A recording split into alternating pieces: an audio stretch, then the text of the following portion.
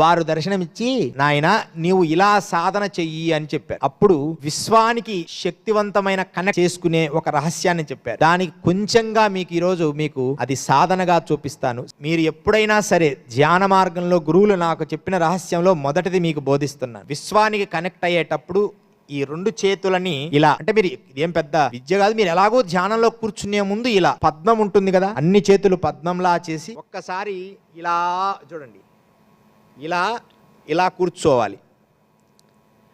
ఒక్క 2 నిమిషాలు అలా కళ్ళు మూసుకొని అదే చేతుల్ని రెండుగా కలిపి ఇలా చేయడం అంతే.